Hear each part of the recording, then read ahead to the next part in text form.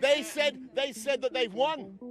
Do you think they've won? No, they haven't. Can we go forward to victory on June the 23rd? Yes, we can. With bookies' odds at 2-1, former Foreign Secretary Boris Johnson is the current favourite to take over from Theresa May as Prime Minister, now she's finally said she'll step down. So what's standing in his way?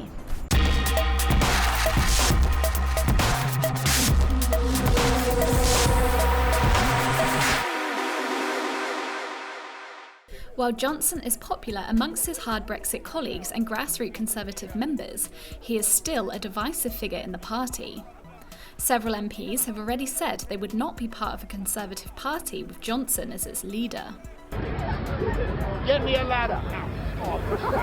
The charismatic former London mayor and former Foreign Secretary has also been attacked by some who say he isn't up to the job of being Prime Minister. I will be advocating vote leave, or whatever the team is called.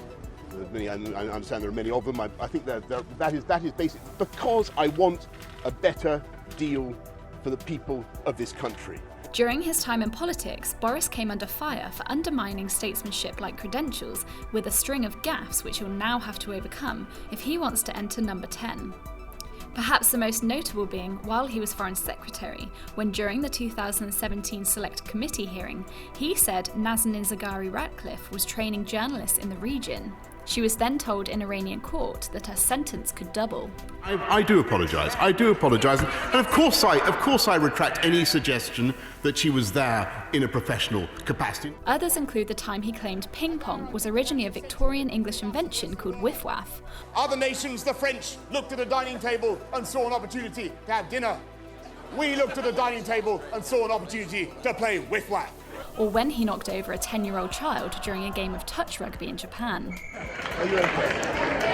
Yeah, Most recently, Boris Johnson has been ordered to appear in court over claims he lied during the 2016 EU referendum campaign by saying the UK gave the EU £350 million a week, which he says is nothing less than a politically motivated attempt to reverse Brexit.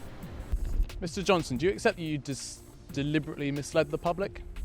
But with the contest for leadership just around the corner, an accusation of misconduct in public office is a very unwanted distraction. Bojo was favourite for the top job in 2016, but at the 11th hour, his biggest supporter Michael Gove suddenly announced that he wanted to be PM himself. Believing that this was absolutely the right thing to do, I came to the conclusion that it was necessary to put myself forward. And that left Boris with no choice, in his eyes, but to drop out of the race. Some commentators took a recent Gove interview to mean he could now work under Boris. Boris Johnson is a Conservative of flair, elan, distinction and intellect.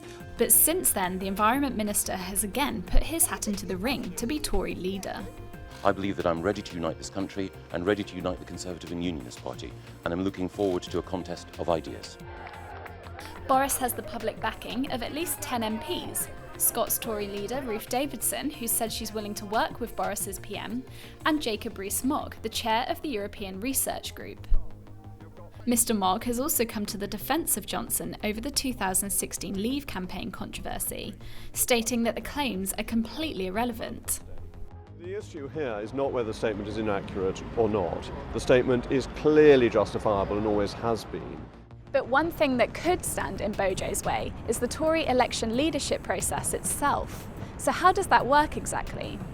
Well, if there had been just 2 candidates, then there would have immediately been a ballot of all party members, with Boris likely to have won. But as more than 2 candidates have been confirmed to stand, the process changes slightly, in that MPs will hold a series of ballots to reduce the number to 2, with the candidate that holds the fewest votes eliminated in each round.